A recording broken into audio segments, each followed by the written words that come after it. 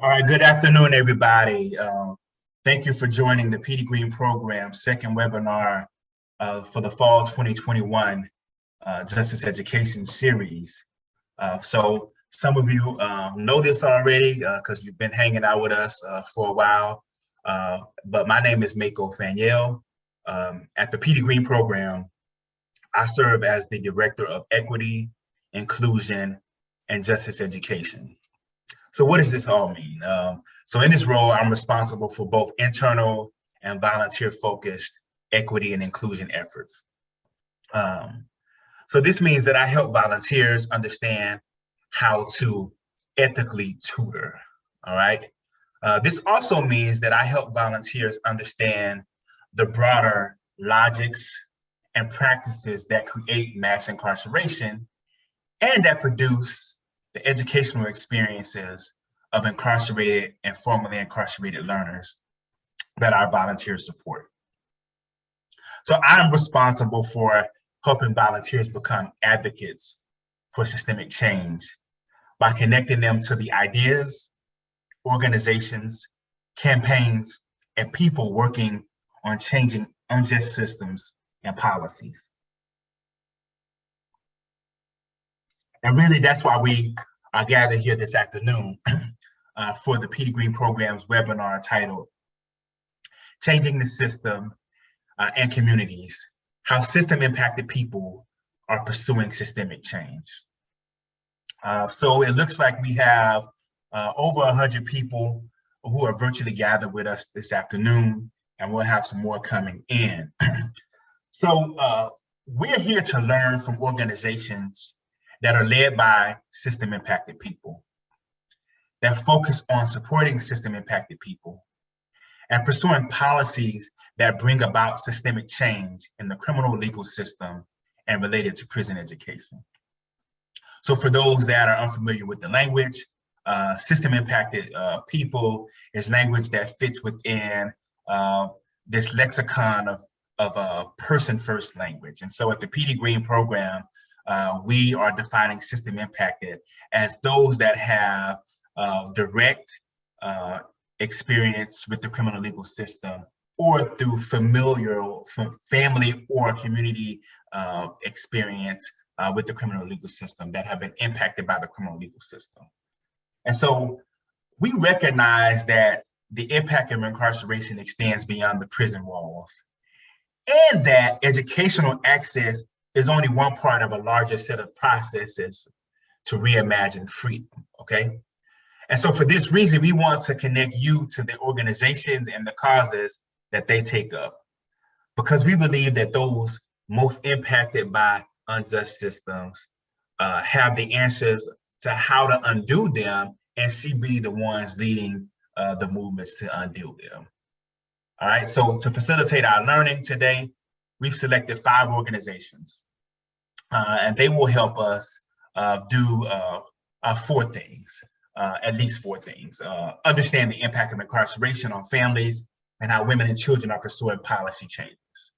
We'll learn about the criminalization and conditions of confinement for LGBTQ+ people and the ways in which organizations are fighting this criminalization and working to support LGBTQ people that are in the criminal legal system and also that are navigating the reentry process. We'll learn about the efforts in Rhode Island to make it so that formerly incarcerated folks are able to gain professional licenses, and really about how formerly incarcerated folks in the state of Rhode Island are leading a movement to bring about policy change. And finally, we'll learn more about education access for formerly incarcerated people. So we have our agenda will follow in this way. So I'm going to introduce panelists in a second, but first I want to talk about how we'll proceed. So after I introduce the panelists, each organization will have a few minutes to share info about their organization, why they do their work, and how to support their efforts. We'll then spend the rest of our time taking questions from the audience. And so just some instructions on how to do so. So to ask questions, do not use the chat. Please use the Q&A function. We will pull questions from that box that we'll pose to our panelists. So during the webinar, we want you to live tweet. So we want this conversation to extend beyond all that are gathered right here. And so tweet your thoughts about what you're learning using the hashtag PGP Justice Ed. Lastly, at the end of the webinar, please stay on to complete a feedback survey. All right, so now I will introduce you to our panelists, and you won't hear me talk for a minute. So our first panelist is Dr. Stanley Andrews, who is the founder and executive director of From Prison Cells to PhD, and an endocrinologist, scientist, and assistant professor at Howard University's College of Medicine, where he researches type 2 diabetes and insulin resistance. His organization, From Prison Cells to PhD, is dedicated to promoting and advocating for higher education for currently and formerly incarcerated men and women. All right, I think I got endocrinologist right. I practice that a lot. Our next panelist is Laura Harris, who's the director and co-founder of the formerly incarcerated union in Rhode Island. Laura holds a bachelor's degree in psychology and is working toward a master's degree in social work at Rhode Island College. Laura is particularly interested in policy change. She's also a certified peer recovery and trauma-informed and substance misuse and psychological wellness. The formerly incarcerated union in Rhode Island is a volunteer organization led by people directly impacted by the criminal legal system. And the union works to advocate to break down barriers and provide peer-to-peer support to fellow directly impacted Rhode Islanders. Next, we have Charlize Corten, who is the mutual aid and reentry coordinator for Black and Pink Massachusetts. Charlize believes that nobody is disposable and that everyone deserves housing, education, access to medical care, and to be held in a loving community. That's the abolitionist imagination that we hope to inspire. So in her role as the mutual aid and reentry coordinator for Black and Pink Massachusetts, she works to build genuine relationships with members, connect them to material resources, and to fight for abolition.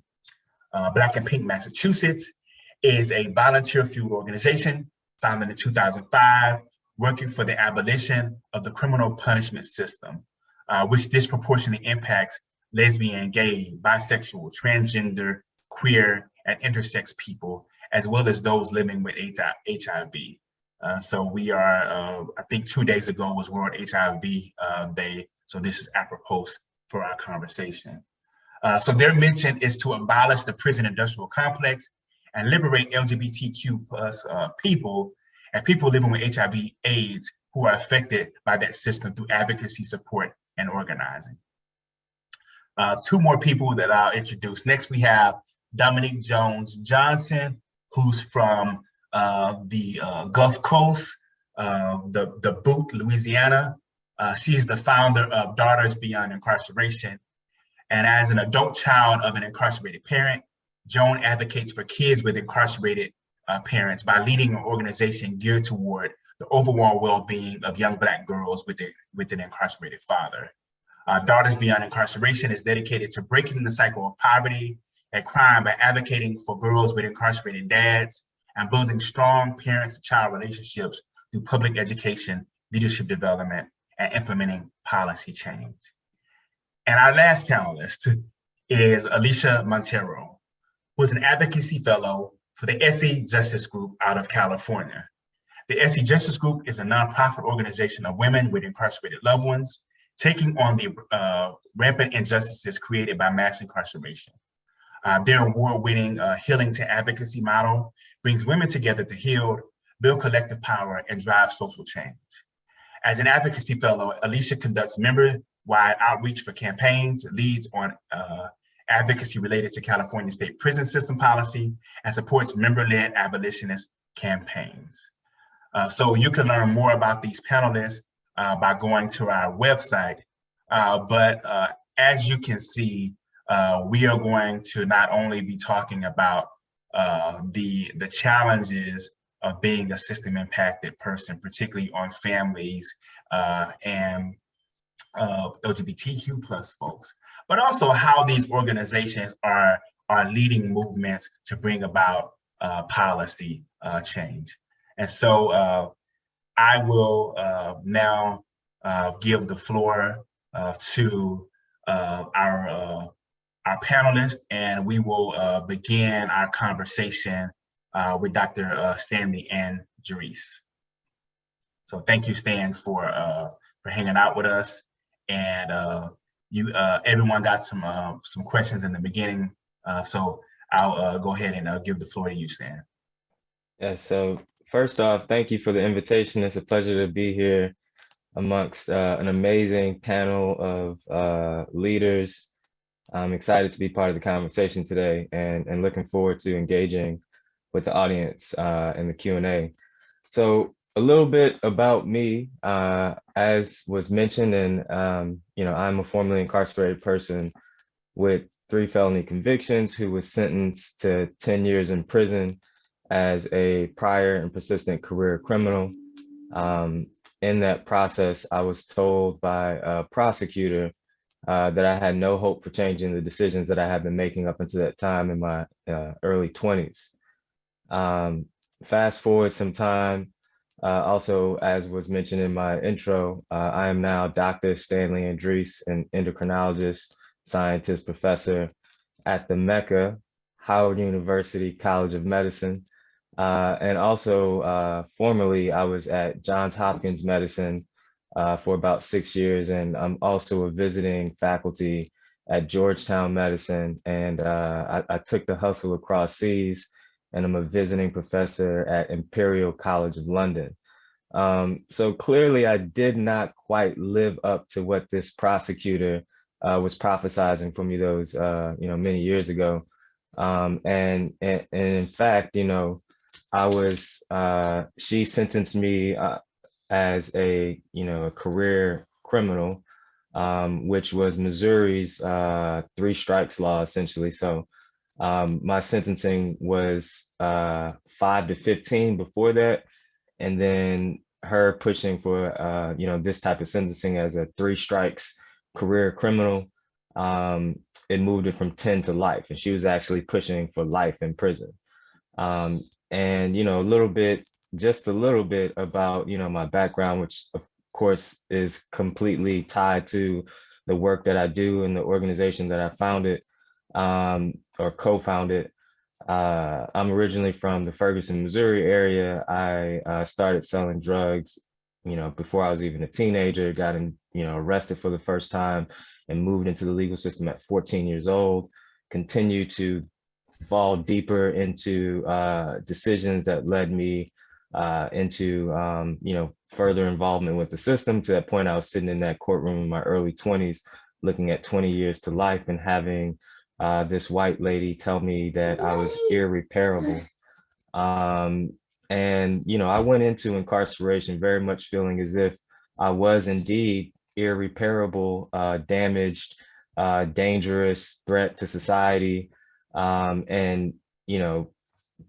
The prison system itself kind of further pushed that upon me. And I think, all the folks on the panel, maybe, that have that experience can attest to the dehumanization involved with incarceration. So, you're told these things in so many different ways, but, even in your sentencing, like right before you move into the prison system, you're basically told that you will never amount to anything. And I thought it was unique to my situation, but many people that look like me experienced the same type of situations as they moved into the criminal legal system. So when you think about someone who has already experienced probably some traumas and disadvantage and disparities before they even moved into the system, then the system tells them this, then they move into the system, and the system just on a daily basis repeatedly tells you that you ain't and that you won't amount to. And so, that psychological damage that's being done is, really what the organization that I co-founded works to change. our vehicle of doing that is through education, which was the vehicle for me in my personal experience. So for much of my early incarceration, I felt that I was going to be in this revolving door of incarceration. I was fortunate enough to have this mentor step into my life that saw a different trajectory. He saw me using my talents in a different way. And for me, I think what tied into that was, my almost immediately when I went into incarceration, my father's health, plummeted, and over the course of a couple of years, he had several hospitalizations and surgeries, and eventually ended up losing his battle with type 2 diabetes. And dealing with death and dying and disease is difficult out on the streets, but anything out on the streets that is challenging, you put someone inside a cage, and that challenge now becomes exponentially more difficult. So I had this like very difficult emotional thing that I was dealing with, and I didn't know how to express it because, crying or showing crying or being sad or doing things like that could have been seen as a weakness. So I took that energy and I put it into learning about diabetes. And in that way, my physical body was incarcerated, but my mind, I was in this prison cell physically, but my mind was roaming around the human cell. And in a sense, I was free. And that was like the moment of freeing myself. And I went on to apply to a number of schools after feeling like I could push forward, was rejected from every school except for where this mentor was on the committee at. Got into school when I got out, completed my MBA and PhD simultaneously in much shorter time than some of my peers, and then eventually moved on to Hopkins, eventually moved on to Howard. And again, as I mentioned, took the hustle all over the place. But in that process, I saw these roadblocks and I saw ways to get through them. So, and then a couple of people that I was incarcerated with, who are the co-founders of the organization, saw the power, the transformative power of education. So we began, and like one of the co-founders, I used to tell him, like, before I even got out, I was kind of feeling like this was a way that I could take. And I'm like, I'm gonna be a doctor when I get out, man. And he's like, what the hell are you talking about, man? Do you realize where the fuck we at? Like, what? And I got out and I started moving in that way. And he was inspired to use education. And then so we started creating this pipeline for people we were incarcerated with. And that led to eventually like us seeing this like transformative power of education.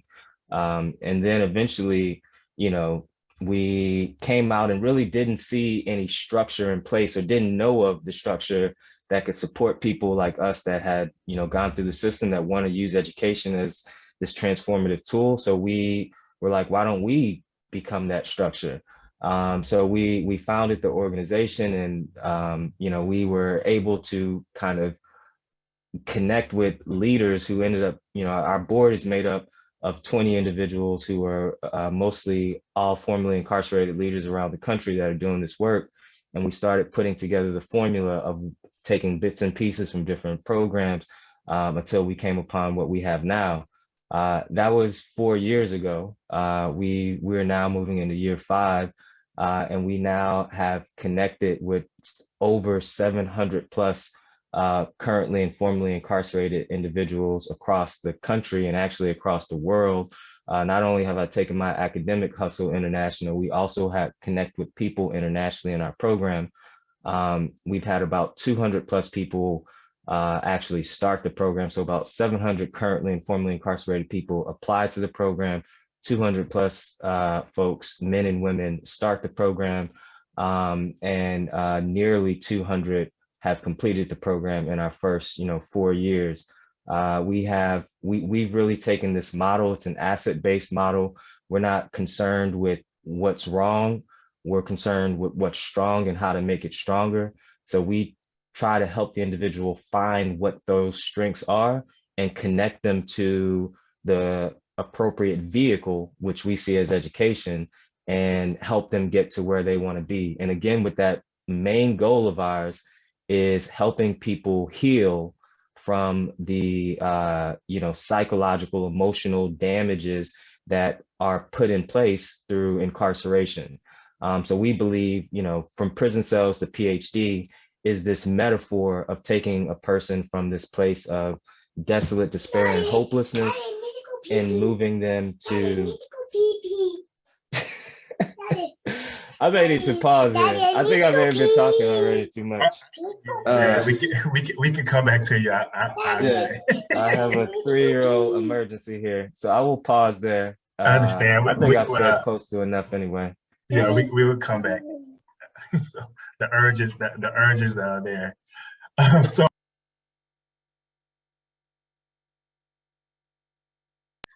thank you to Dr. Andres for getting us started. So we're now going to go to Laura Harris. So make sure that you put your questions in the Q&A. We'll come back. We already have 3 questions in there. So we'll come back to those after everyone introduces their organization and what they do. Yeah, let's go ahead and get rolling. Laura.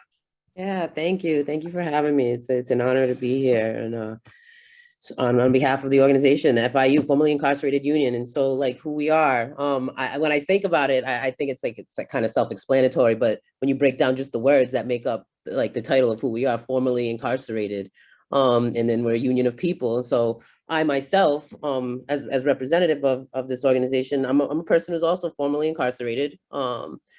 I definitely utilize my experience in how we service our community. And so anybody who's been directly impacted by the criminal justice system is somebody who can utilize supportive services of the FIU. And so we're on the ground and we're working peer to peer, and we are all from like different sectors of social services, education, criminal justice, and we come together and we allocate the resources, we support resources throughout the state of Rhode Island, and we're helping families, men, women, the LGBTQ community. There really isn't one specific lane, as long as you've been directly impacted in some way, whether it's you've been formerly incarcerated and you need help getting your ID, you need help getting benefits, you need help looking for housing, you need help with transportation.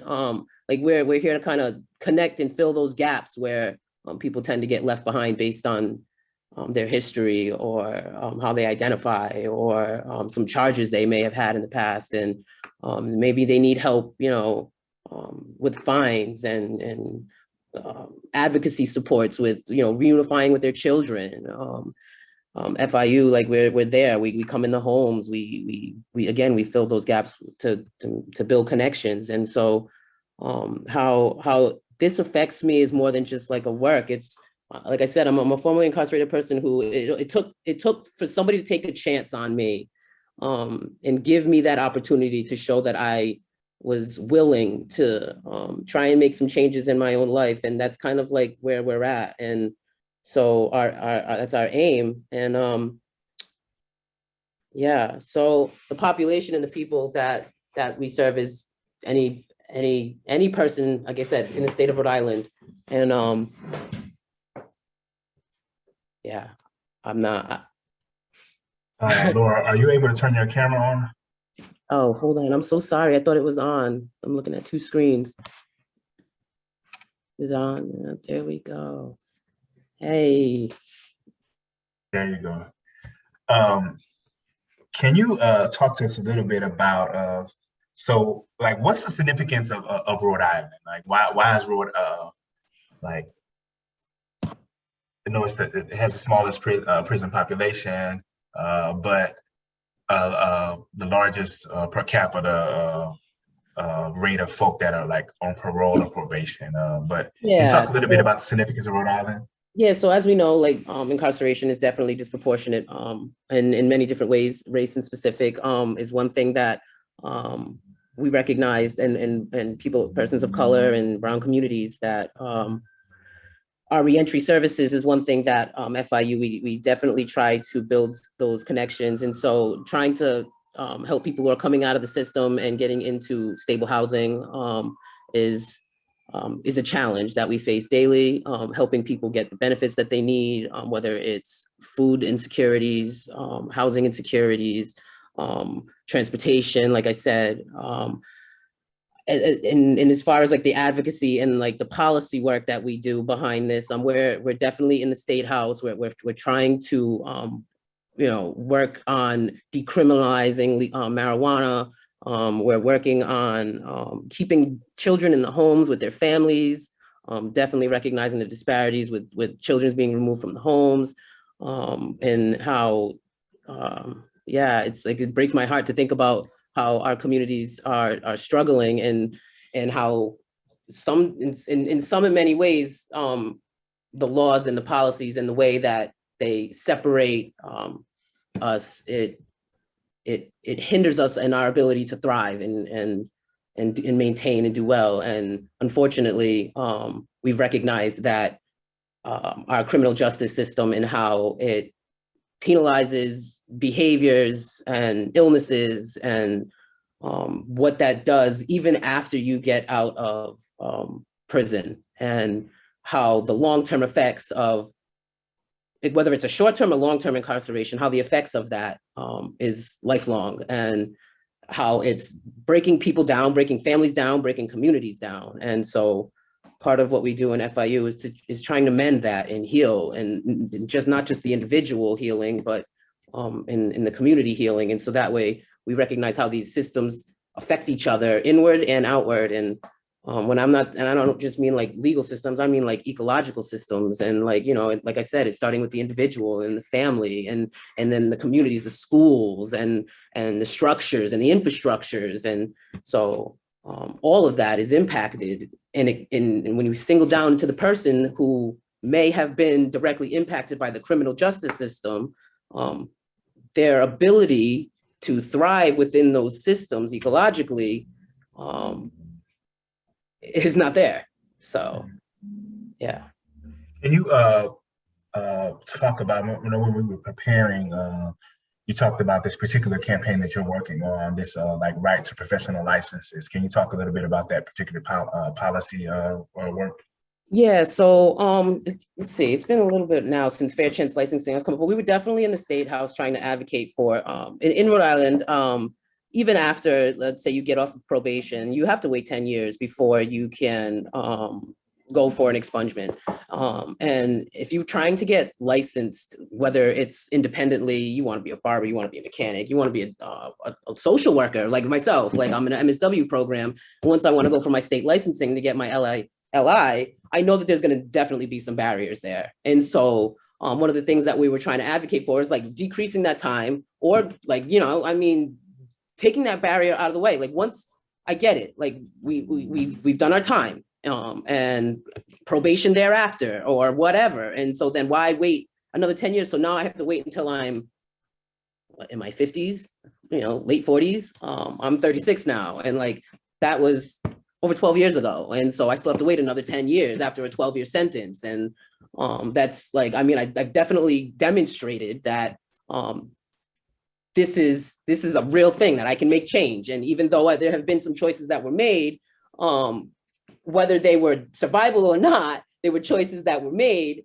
and that were then, considered offensive or an offense. And then, I pay my time, and now I'm trying to get better and show that I can do things to help my community, but I need that state license. But you're saying I can't get the state license. So part of the fair chance licensing is just that, giving us a fair chance to get a license. So that way I can be a better asset to my community. So it's like that ceiling, right? You want us to become productive members of society, but yet you can't excel past here. So thank you for that, and for tying that together. It's the last question I have before, and we'll definitely come back after everyone talks. Is like your organization is in its naming specifically like formerly incarcerated folks, and it's a union. And so, why do you think it's important for like system impacted people or formerly incarcerated people to be leading like this type of work that you're doing? Well, like I said, it's more than just work, right? Like this is how we live, this is how we thrive, this is how we're going to get better, this is how we're going to leave legacies for those that are coming behind us, creating that generational wealth, right? And so if we want to be able to do that, we need to have those opportunities and those chances to be able to do that. And there was another part to your question. Yeah, why? I think it was why, like the people directly impacted. In your bio, you talk about directly impacted people. Why is it important for directly impacted folk to be like the ones leading it? Yeah, so like I said, it being more than just a job, it being a passion, like coming from a place where I understand what it feels like to be directly impacted, then working along somebody else who's also been directly impacted. It's more than just work, right? Mm-hmm. Like it's like we care, and who doesn't want to work with somebody who they know is going to care about what's going on with them? Like you know that like the quality is there, it's genuine, and we've had to navigate through these systems ourselves, and so being able to know where to go, what resources to use, who to call, who to talk to, that like you can't get that from education. I'm sorry, that's experience. And so who better to do the work on how to help somebody who's directly impacted than somebody who's directly impacted. Right. That makes perfect sense. And I think so. At the beginning of this webinar, the song that we chose was a song for Ella. Okay. And so there was intention behind that because we lean on Ella Baker to give us this framework about like those closest to the problem are the ones that should be like solving it. Okay. And so that's why like we led with that song. So thank you for that, Laura. We're going to come back. We have some follow-up questions, and you can see in the Q&A that folk have questions.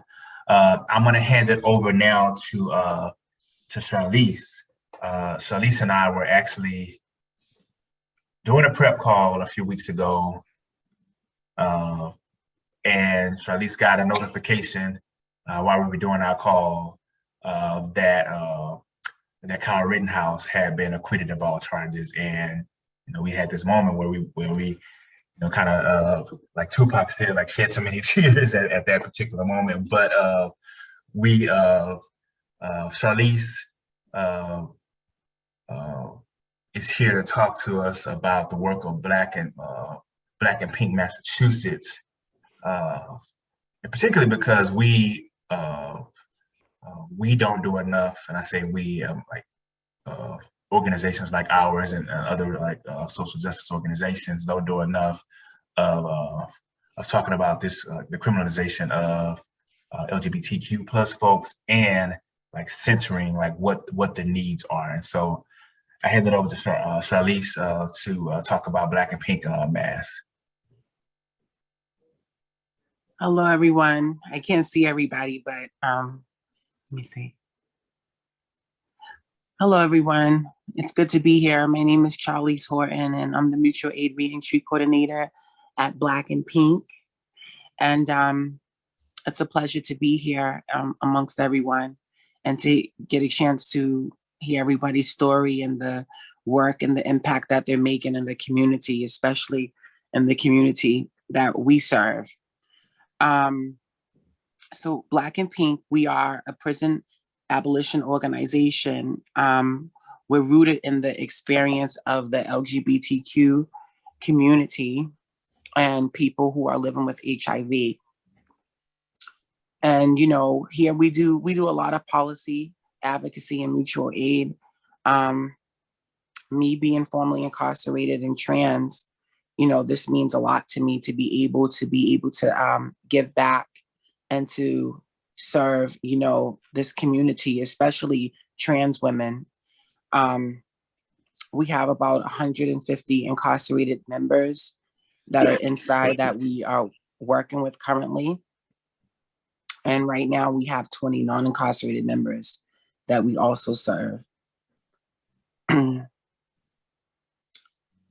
so,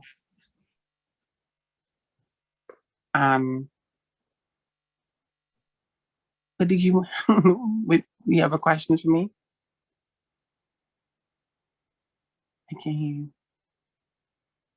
Can you talk like specifically about like the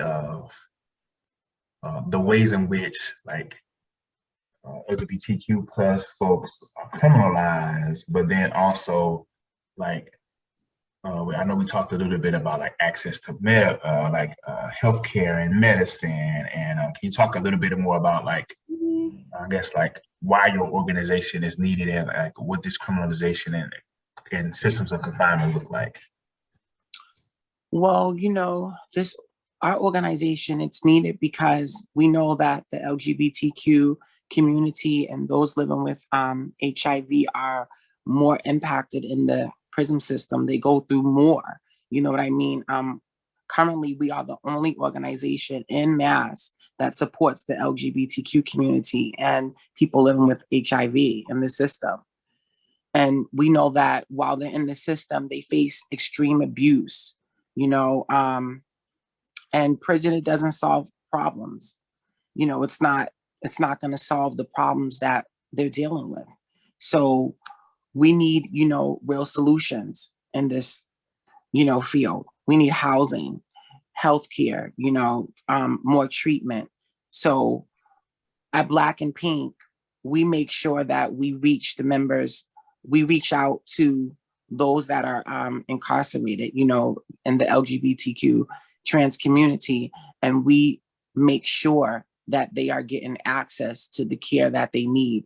A lot of times lawyers will reach out to us and different social workers, they'll reach out to us, and we just try to provide them with the services that they need when they're being released. We also try to make sure that they're being treated fairly while they're being incarcerated. So our organization is needed. We do so much work in the LGBTQ community, and we just try to make sure that they have the access to the things that they are afforded to, that everybody else has. A lot of trans women we know in prison, some prisons don't even allow them to take hormone therapy. They don't even help them get access to the treatment that they was on. A lot of times before our trans members were incarcerated, they were in the process. They were taking medication. They were doing things to support their transition. But a lot of times when they are in prison, the prison seems to penalize them extra in being who they are by, withholding medication. We also have members that who are HIV positive. And so we know that a lot of prison systems, they don't have a system to where they can have, a lot of times our members have to have their medication at a certain time. And so we're advocating so that the medication for our members who are HIV positive inside can be able to have them in the cell with them, so they can be able to administer and take them at their own necessity. So, so we advocate for that. A lot of trans women are also, it's unfortunate that a lot of them are being housed with men, and units that are violent. And them being trans, it further exposes them to more harm and more violence. So we're working on finding ways that we can have harm reduction in order, where transgenders will not be so vulnerable to being targeted. And so they reach out to Black and Pink because a lot of times they don't have access to, their attorneys are not really doing what they're supposed to do and helping like to get them proper housing. Sometimes they place them in, different units where it's more violent. You know what I mean? So we are their voice, to make sure that we call the prisons, we meet with officials. We want to know how they're being treated and where they're being housed and are they getting their medication. So our organization, we help with all those things. And not just trans women, everyone that's under the LGBTQ umbrella. Can you, I guess, two more questions. Can you talk about those collateral, like the collateral impact of incarceration. So like when someone gets out, for LGBTQ folks, and then also like the different types of mutual aid that you provide for like those like returning citizens. Mm-hmm. So when someone reaches out to us, anyone in the LGBTQ community, we set up a call with them so that we can, have a little introduction before, a lot of times, because we offer bail support.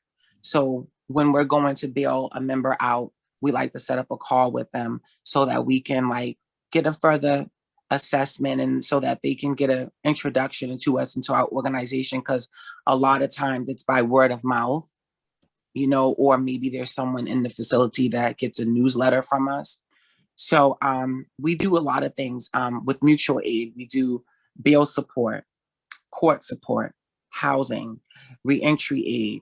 A lot of times when our members are coming out, some of them don't have a birth certificate, an ID.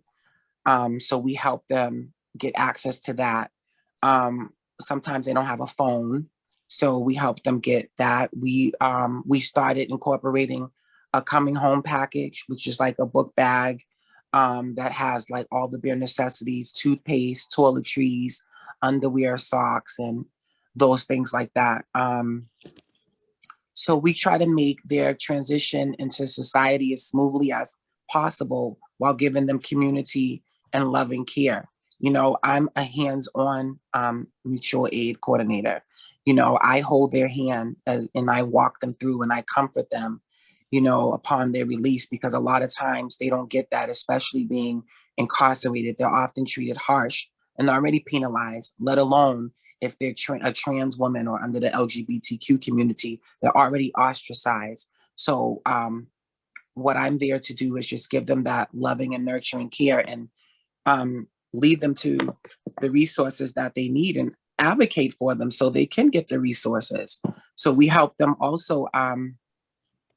We will, like those of our members who are, some of them have had drug addiction prior, to that. So we will find out what they need as far as like if they want to go into a detox, a sober home, and things like that. So I further assess that and we help them get into a sober home. We will pay their first month's rent into the sober home. And often, many times we pay longer than their first month's rent. We help them get into housing. We do a lot of different things like that. We also have a speakers bureau. We get a lot of engagements and offers. A lot of organizations reach out to us, and we make sure it's a priority to make sure that our formerly incarcerated members are first on deck to be able to take on this position like of speaking engagements while being compensated. Because we know a lot of times when they come home, a lot of them don't have, access to jobs, and they're, it's hard for them to get jobs. So we make sure that we connect them to resources where they can have opportunities for employment. And we also, at our organization, we also will pay our formerly incarcerated members to attend meetings or groups. Thank you very much, Charlize. So I'm gonna come back. I have some follow-up questions for you after the last two organizations. So now I'm gonna give the floor to Dominique Jones of Daughters Beyond Incarceration. Hello, everyone. This has been really good. Charlize, I am so excited to work with you. I just sent the question to the PD Green. I think her name is Maria for you. And thank you, Mako, for having me. So do you just want me to run through all of the questions? Okay. Yes. So I started Daughters Beyond Incarceration in 2018 with my incarcerated father. So let's see, I just turned 39 November 18th, and my father is on his 39th year of a life sentence in Angola State Penitentiary. And let me paint a picture for you. In New Orleans, you have a little thing that we do that people eat pig lips and Lay's potato chips. So my mom sent my dad to the store to get a bag of Lay's potato chips and a pig lip and a Hawaiian punch. She was about 5 or 6 months pregnant when that happened, and she never saw him again. The next time she heard from him, he was calling to tell her, I'm in prison. Now, my dad is not a saint. He is not an angel. He very well tells me, you know, I was about that life, but this crime I didn't commit. He told my mom that he was picked up for something, which was aggravated rape of a white woman and aggravated assault, and they gave him a life sentence. He said, my mother said that he told her that he was picked up because he looked like somebody that was over 6 feet tall and 200 pounds. My dad is 5'9" and maybe $160. My 14-year-old son is 6'2" and he's taller than him. So the state of Louisiana ripped my life away because my dad looked like he was 6 feet tall. And I graduated high school in the year 2000. And 2 weeks before my high school graduation, I competed in the state track meet in the 400-meter dash, and I won. Became the fastest girl in the state. And my dad, after every track meet, like he always does, he critiqued my race. And by this time, I'm 16 years old, and I'm asking him, I'm like, you know, Dad, I'm 16 years old. I love talking to you after I run. I always envision you in the stands when I run. Like, there's no way I've never ran in a race and not been able to say, oh, my dad is sitting right there, because in my head, he was always there. But at this particular meet, when I asked him, when were you coming home? And he said, soon. Oh, I got upset. I was so hot because 16, you know, I was feeling myself. I thought I was grown. I talked to my daddy every day, and you still can't find the courage to tell me why or when you're coming home. You know, back then in the 80s, in the 90s, we didn't have Google or anything like that. And I truly wasn't picking up a newspaper at 16 years old. And so I lashed out on him. I said, if you can't tell me when you're coming home, don't call me no more. I don't want to talk to you ever again. And I hung up the phone. When I got home, my mama wore me out. But she also respected my decision because she told my dad, you know, Dominique is smart and you need to talk to her and tell her what's going on. But what I didn't understand, how challenging it was for a father to tell his only daughter that he is being accused of raping a woman. I never thought about that, never in a million years. And I mean, I grew up in one of the toughest projects in New Orleans, and my dad was this big dope dealer. And I heard so many stories about him. I mean, so much so that when somebody would tell me that they know who I am because of my dad, I would run because I didn't know, you know, what type of relationship you had with my dad. And I didn't know, I didn't want to be a part of it. So we didn't talk my entire collegiate career. And I ran track with full scholarship at Alabama State, SWAC championships, NCAA titles, all of that, the works. Graduated college with honors. And the next time I talked to my dad was after Hurricane Katrina to tell him, you have a grandson. His name is Kingston. And that changed the direction of our relationship. I started working a few years later at the public defender's office. And my boss at the time was really cool. When my dad called, he would allow me to talk to him and, you know, not pressuring me about getting off the phone. So my boss asked me, he said, well, why don't you look up your dad's case and see what's going on? My dad's trial lasted about 3 hours. There's literally 3 pages of transcripts. 3 hours. You can see in the transcript where my dad fires his public defender and represents himself. And at the time, he probably was about 20, maybe 21. And so the judge told my dad, he said, Charles, I'm tired of seeing you in my courtroom. I'll make sure I never see you again. And so when I told my dad that I was interested in creating a way so that girls won't have to go through this, like I struggled a lot in high school and in college. And now that I know better, I understand why I struggled. And so he said, you need to create a way so that children with incarcerated parents can work on building their relationship and overcome the obstacles that they face. And so when he told me that, Dominique, you are a very ambitious woman and there's nothing that I can do to change that about you, nor would I want to. He said, but you have to understand how challenging it is for me to let the words rape roll off my tongue to my daughter. And when he said that to me, I couldn't do anything but cry because I have children. I have a son and I have a daughter. I have daughters. And I couldn't let that word roll off my tongue to either one of them. So I understood his position. And we worked on our awareness of each other. We really, really got deep into questions, asking ourselves, how did you feel when this happened?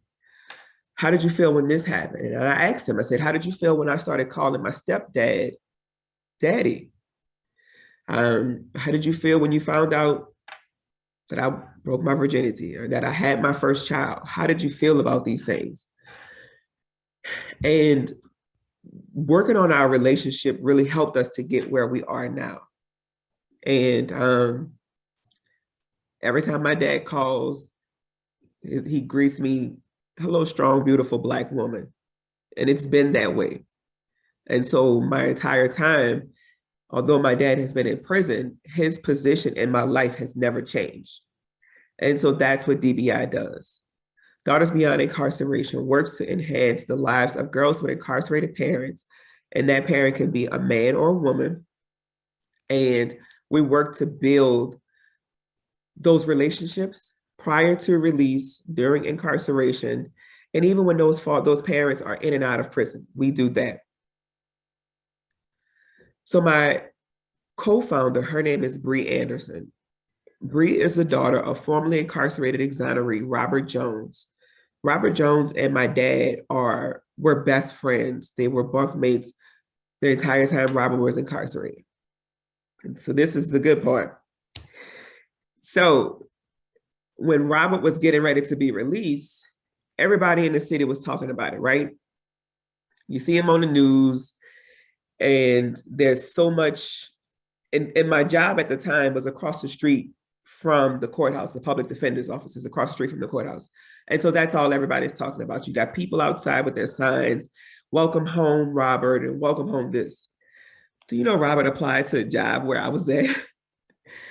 It was so hard for me to accept that somebody who knows my dad better than me was going to be working with me. And nobody at my job, none of my supervisors thought about how that would impact me. Well, I did. So when he applied and I got his resume, I deleted the email. I did that twice. And there was one time that I went to work, and although I had never seen Robert's face, when I got off the elevator and I saw somebody waiting in the lobby, I knew it was Robert. So I immediately went to my desk and I paced back and forward, and my boss was like, "What's wrong with you?" And I didn't say anything. And so he put 2 and 2 together, and he was like, holy shit, what did I just do? So they gave me some time off. And finally, when I sat down to talk to Robert, I didn't understand how him seeing me would impact me, because this was the first time in his life that he was away from someone that he had been close to for 23 years. And now he's standing in front of somebody that looks just like his best friend. I never thought about that. DBI works to create avenues so that children with incarcerated parents learn from currently and formerly incarcerated persons. At any given time while I'm at work, my dad will call and I'll just leave him on speakerphone. And so if anybody on my staff has any question that they need to ask about anything that we do, they'll ask my dad because he's that much involved in our work. He helps to shape the work that we do so that these children understand if a person can spend time in prison and still maintain their mental health, and they come home and they still maintain their mental health, imagine how intelligent that person is. Most people that are formerly incarcerated and currently incarcerated who can withstand those trying times, oh my God, those people are so intelligent. And society wants you to believe that they're incompetent. I mean, it is amazing how smart these people are. So DBI works to not only enhance the children that we serve, but their caregivers. Because in our head, if you teach a girl, then you teach your entire family, right? Because in my household, my mom and my stepdad, they worked. So they really didn't have time to stop working to educate themselves. So when I learned something, like for example, I learned how to open up a bank account when I left for college, and I went home and I taught my mom and my stepdad how to do it. So when you teach that girl, she returns, teaches her family. So we create transferable content for mental health, homework assistance, restorative healing, and youth advocacy so that those girls can build their relationships, not only with their incarcerated loved ones, but the caregivers that are helping them as well. Some of the challenges that we face are, we're Black. My partner is not as aggressive as I am. And so sometimes we will get passed up for stuff because I'm outspoken. We don't have a lot of money. We are not fully funded, but we get funds to do the advocacy work that we do. And I am extremely boots on the ground, up in your face, don't mind repeating what I say type of person. And to a lot of people, that passion gets described as aggression and they don't want to deal with it. So my organization was founded to raise awareness for the children that are forgotten, because most people don't think that when a person, when you incarcerate a parent, you incarcerate the entire family. And we started this organization to make sure that children with incarcerated parents, their voices are heard. We've taken these girls to speak on panels all across the country, and people know their names. And so people will call and say, hey, I'd like to get the perspective of a 14-year-old girl with an incarcerated parent. We teach them public speaking, and we also put them in a space so that they understand that if they're presented with a question that they don't feel comfortable asking, that you can say, I'm not comfortable with asking that question, and either myself or my partner would be there to support them. The specific program services that our organization provides, like I said, is homework assistance, because the vast majority of children in Louisiana their literacy rate is at least 2 to 3 years behind their actual age. Children with incarcerated parents are dropping out at a much higher rate than their peers. And that includes suspensions, expulsions, or even just having detentions. We also offer opportunities for schools to work with us in terms of us teaching them cultural competency, because we get these Teach for America teachers, and I'm sorry, no offense to if anybody does Teach for America, but we get the Teach for America teachers, and they stay for 2 years, or they sign up to stay for 2 years, but they get into a school that's directly in the hood and it is too much for them. And so they quit. In the middle of the school year, they quit. We also do, go ahead, Mako. Yeah, can I? I want to come back to you. What you're sharing is good. But I Sorry. want to let you're good. I want to let Alicia go and then open it up because we're coming up to, we're at 4:03 right now, so we're gonna come back. But I really appreciate that. All right. Alicia, Hey. thank you very much. So you have the floor now. Dominique, I sent you a message, but Alicia. Yes, thank you. Thank you for having me. So I work for SE Justice Group, and I guess my journey with all of this started back in 2017 when I guess I didn't really realize that I was in isolation, and SE Justice Group reached out to me. Fast forward to now working with them. So it's SE Justice Group is a member-led organization of women with incarcerated loved ones. And the aim is to, well, a lot of different aims, but spotlight this overlooked effect of mass incarceration, which is that 1 in 4 women and almost 1 in 2 Black women have an incarcerated family member.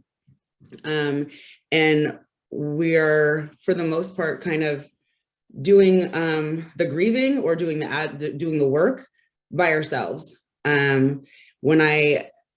Before getting involved, I felt like I was living this, normal life, going to work, taking care of kids. I had friends, family, but there was still this group that I didn't speak to about my husband. Separate social media pages, different audiences, some people I wanted to know and some people I didn't. And that's isolation right there. And I never saw it that way. I got involved in their healing to advocacy model. It's 9 weeks of bringing women together to heal, build collective power, and you graduate and you're part of a sisterhood that's forever. These women are, we refer to each other as sisters, and it very much feels like that, very just there for each other. So the point is the going through this 9-week healing to advocacy. It's broken down into 4 sections, starting with wellness and healing, and getting to a point of graduation, and then moving into the membership, which is divided into these separate groups.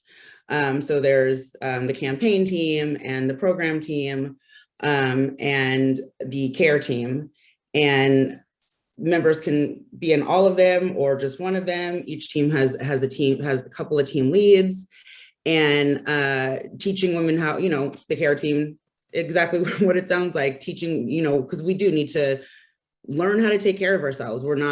Most of us are not great at it, at even knowing when we need to do that.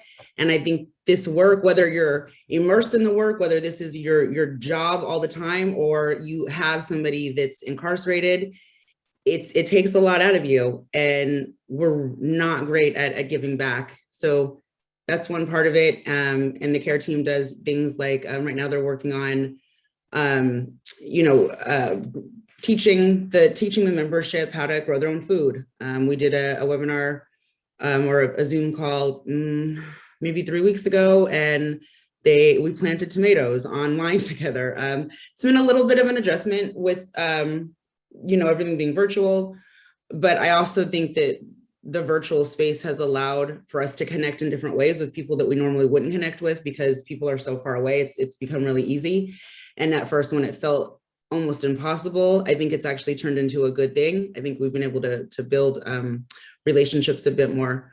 So SC Justice Group also does, community work. We do the Black Mama Bailout every year, and select a couple of Black mamas to go and bail out. And we've been doing that, I think this was year 5. And that's always a big turnout, lots of sisters, and just holding space for folks getting out. I think last year we bailed someone out who was, you know, it hadn't, these are people that obviously have not been sentenced, have not been, I'm sorry, have not been charged yet, and waiting to go to trial. So, and that's what I do. That's the work part. But my own personal part of this is I have a husband who's been in for 22 years on a 7 years to life sentence. And I have 3 older kids from a previous marriage that don't have any connection with my ex-husband, and then an 8-year-old child with my husband who's incarcerated. And he plays this really amazing role as father to all of my children. And it just trying to change the narrative of who people are, who are the people inside. And we have some really amazing people inside, amazing fathers, amazing mothers. I don't remember who said it, but somebody said something about, you know, people think one way of people inside, and we've got some really smart people inside, really smart people. And we have this system that has systematically taught us in masses to disregard and not care about them. And I definitely fell victim to this for a long time. A lot of times you don't know until you get involved yourself, until it falls in your lap.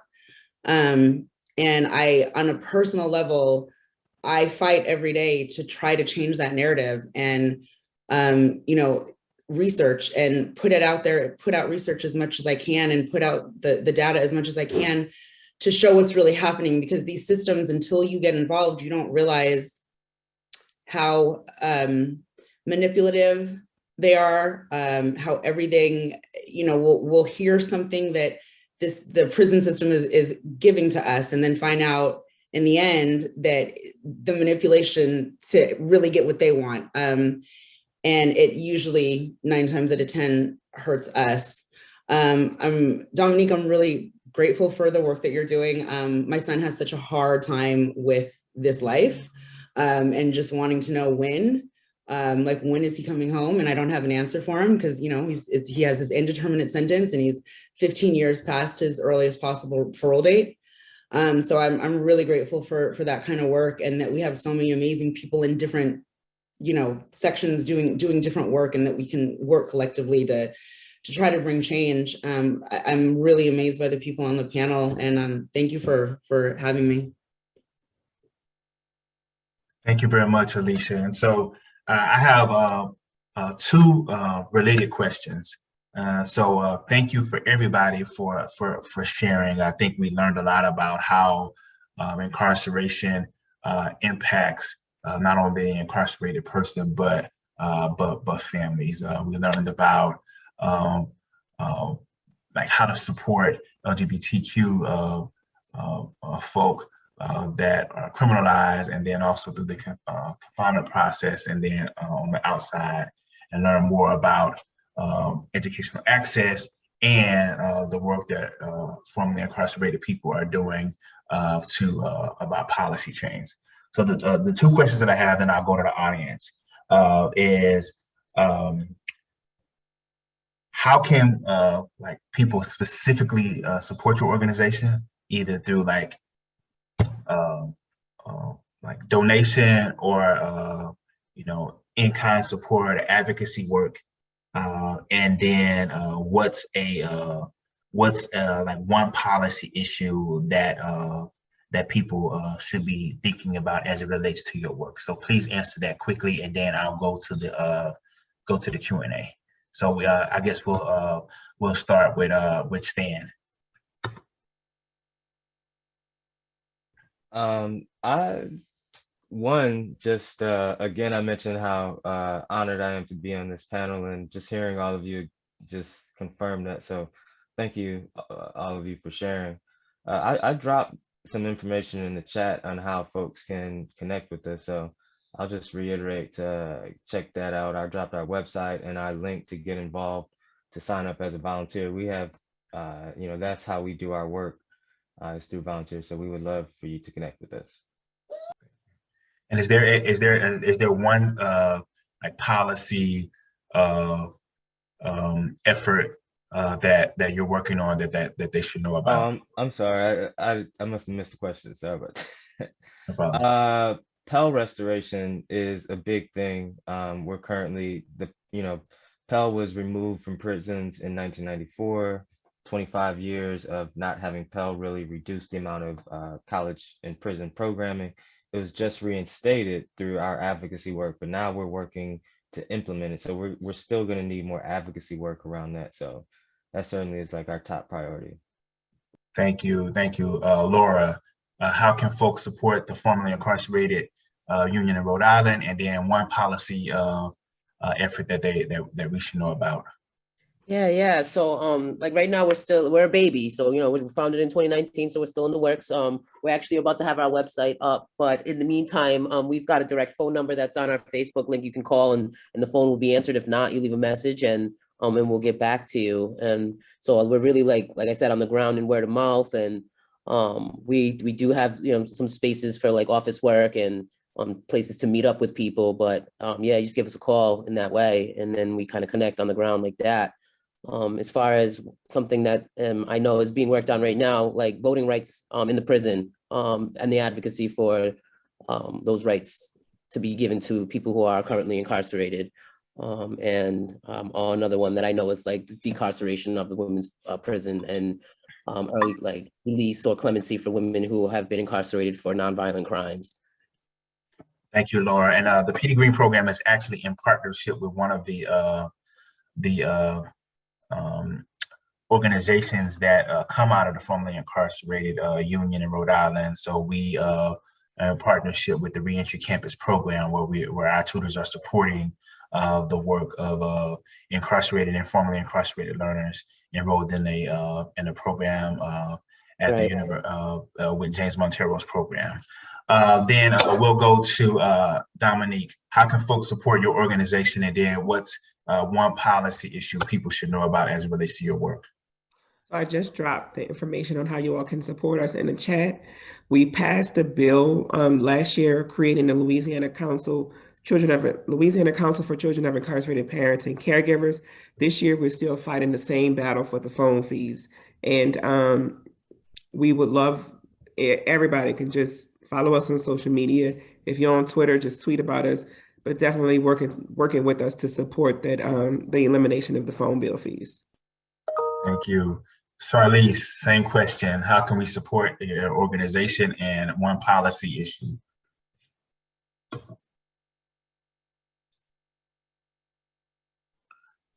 Hi, everyone, again. I did drop some of the information also in the chat, but we at Black and Pink, we pride ourselves with our pen pal association. Like you can become a pen pal, to write to incarcerated members, especially in the LGBTQ family.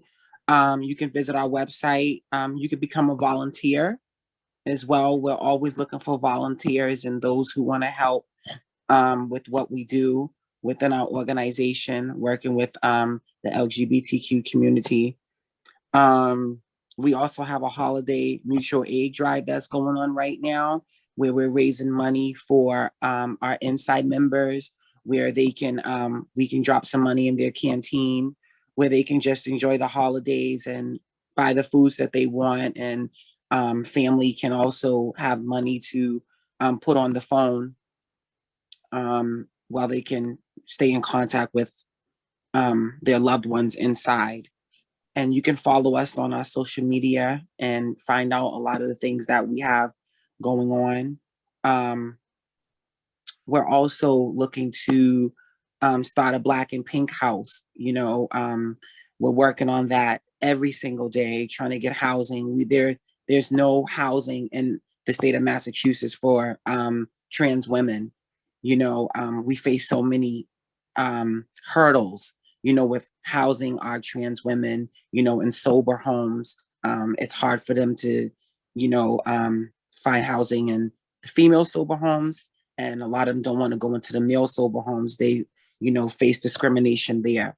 So we do need support with housing. If y'all have any anyone who would help, fund that, or who would want to get involved in our mission to start our own home, we would deeply appreciate that. One of the acts that we're working on right now is the Rights Act. And so that act, it mandates access to LGBT books and movies in the prison system. We don't have that in most of the facilities. It also would, have the prisons have LGBT groups. There's no groups in the prisons. Most of the prisons don't have LGBT groups. This Right Act also would also help to put PrEP, the medication inside the prison, because, a lot of times, a lot of prisons don't want to deal with what really goes on in there. But if we have PrEP in there, you know what I mean? It would help, bring down the HIV rate in prison. The Rights Act will also help get access to medication, those who are HIV positive. The Rights Act will also prohibit solitary infractions that target the LGBTQ community. A lot of times, the LGBTQ community, trans women, and also gay men, they are targeted. And a lot of times they are penalized for just like hugging or holding hands, or, even a lot of times they're just penalized if they have a cellmate who is in the LGBTQ family, and a rumor gets spread, that something's going on, then they get sent to the hole. So the Rights Act would it would help alleviate all these infractions that are being put on the LGBTQ community in prison. So that's one of the acts that we're really working on. Thank you, Charlize. And another part. Oh, go ahead. Yeah, and we're also working on a policy to decriminalize sex work as well, because we know that a lot of states, they really penalize people in the sex trade, and so we're working on a policy that would work on decriminalizing that, because a lot of times a lot of women and men who are in the sex trade, they get treated harshly, and they make it really hard on them when they want to find work or get, access and opportunities. So that's what we're working on as well. Thank you, Charlize. And then Alicia, same question. How can we support your organization, and what's one policy that your organization is focused on that people should know about? Yeah, so I'll definitely donate, and I dropped the link. And then the other thing is nominating somebody. If you know of a woman, transgender woman, gender non-conforming person that has an incarcerated loved one, or that is formerly incarcerated themselves, currently incarcerated, all of the above, you can nominate them, and I dropped that link as well. So this year there's so many different bills that we decided to jump in on coalition work more, and not actually write anything or present anything this year. But mostly we're looking at the enhancement bills. We just had a couple of different enhancement bills pass, and which is great, but the issue is that nothing is retroactive. Which doesn't help mass incarceration now. So that I think that, and like I said, there's a couple of them. So getting any of these bills that are coming out now that are trying to change old bills to make them retroactive. We still have a gun enhancement bill that hasn't, that died last year, that they're pushing through again. So we're really showing up in coalition spaces and just, adding to the collective power. This is like heartening conversation. When I talk to all of y'all individually, it reminded me of like why I do this work and why we do this work. So I was just thinking about something that I didn't mention, and as we close that, so our mission at PD Green is twofold. We support the educational goals of incarcerated and formerly incarcerated people through high quality volunteer tutoring, while also educating our volunteers on the injustices manifest in the criminal legal system. And we envision this world in which all incarcerated folks have access to high quality education. But another part of our vision is that our volunteers would become advocates and take and join efforts of reimagining the criminal legal system. Okay, and so that's why we were here. And thank you to our panelists for joining our conversations today, for sharing about how to support. These are not the only organizations. There are multiple organizations, folk that are victims of repression and exclusion are always and have always been concerned about freedom. And there are multiple organizations and people doing work to bring about freedom and greater access. And so these are just a few. There are multiple in your local area and nationally that are doing work. And we're trying to do our part to connect you with them. The information is in the chat, more on the web. The PD Green program, we do this Justice Education series. It's not funded through our program funding. We do this because it's part of our mission. So please support the PD Green program. Also, we'll put that information in the chat, but our website is the PD Green program, pdgreen.org. I'm closing this out. Thank you, everybody.